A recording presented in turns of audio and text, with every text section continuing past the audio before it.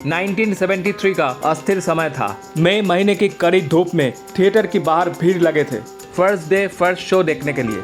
पर्दे में एक आम आदमी, एक कॉमन पुलिसमैन, पूरी करप्टेड सिस्टम से फ्रस्ट्रेटेड होके फाइनली कानून की जंजीर तोड़ के कानून अपनी हाथ में लेता है। पर्दे में उसका क्रोध एक्चुअली थिएटर में बैठा हुआ आम आदमी का क्रोध था। और उस फर्स्ट डे फर्स्ट शो के बाद पूरे बॉलीवुड इंडस्ट्री उलट पुलट हो गई। उसका जो सैलाब आया उससे पूरी बॉलीवुड इंडस्ट्री, उसके साथ साथ the whole Indian film industry हमेशा के लिए चेंज हो गई। हम बात कर रहे हैं जंजीर फिल्म की। एक फिल्म कैसे पूरे फिल्म इंडस्ट्री और सोसाइटी को इन्फ्लुएंस कर सकती है, जंजीर उसका एग्जाम्पल है।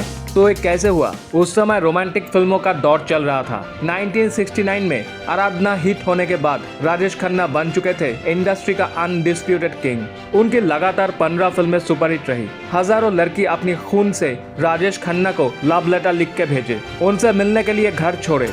उस वक्त सलीम साहब ने एक स्क्रिप्ट लिखे थे जो कम्प्लीटली अलग दिशा में था।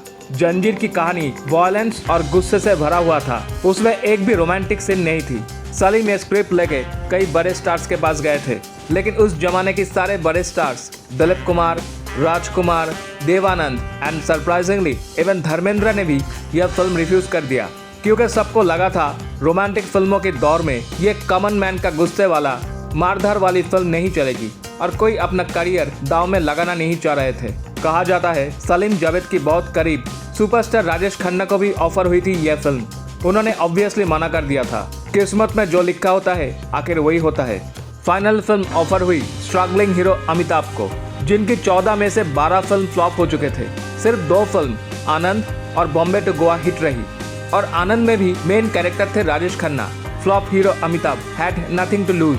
बॉम्बे टू गोवा की एक एक्शन सीक्वेंस में अमिताभ को देख के सलीम जावेद को वो इस रोल के लिए बहुत सही लगे। हीरोइन की रोल ऑफर हुई थी मुमताज को, लेकिन वो बिजी होने की वजह से कर नहीं पाए। तो ये रोल उस समय की सुपरहिट हीरोइन जया भादुरी के पास गई, जो इमीडिएटली राजी हो गई अपनी पति के खातिर। शेर खान की रोल करने वाले प्राण साहब पहले राजी नहीं थे अमिताभ की कास्टिंग को लेके। बोले थे मेरे अगेंस्ट कोई बड़ा सुपरस्टार लेके आओ। फाइनली वो मान गए। इस फिल्म को डायरेक्ट कर रहे थे प्रकाश मेहरा। सबने अपनी जान लगा दी इस लो बजट एक्शन फिल्म में।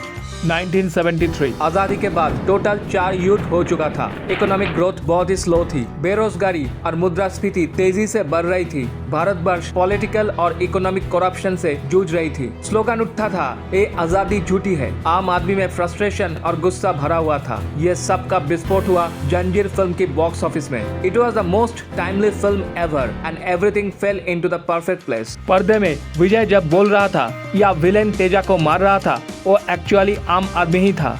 जंजीर समय की मांग थी। 13 में फर्स्ट शो के बाद राजेश खन्ना को पीछे छोड़ के अमिताभ बन चुके थे बॉलीवुड का नया बादशाह, जो उन्होंने 15 साल तक बरकरार रखे। इस फिल्म के बाद बॉलीवुड में एक्शन फिल्मों के दौर शुरू हुआ। 50s एंड 60s के वैल्यू ओरिएंटेड रोमांटिक फिल्मों के एरा को 70s और 80s के एक्शन फिल्मों की एरा में बदल दिया जंजीर। फिल्म के डायरेक्टर प्रकाश मेहरा इसके बाद अमिताभ के साथ एक के बाद एक ब्लॉकबस्टर हिट फिल्में हेरा फेरी, मुकद्दर का सिकंदर, लावारिस, नमक हलाल, शराबी बनाते चले, और वो बन गए थे 70s एंड 80s के most successful Bollywood film maker. सिर्फ माउथ पब्लिसिटी से चली जंजीर फिल्म की कमाई 2015 की इन्फ्लेशन के हिसाब से 560 करोड़ थी, और इंडिया के बाहर सोवियत रशिया में भी यह फिल्म सुपरहिट रही। जंजीर के बाद जो एक्शन और वायलेंस का दौर शुरू हुआ वो पूरे इंडिया में छा गया, और वही कारण था जो साउथ इंडिया में और एक सुपरस्टार उभर के आया, जो बाद में बने the biggest superstar of 90s।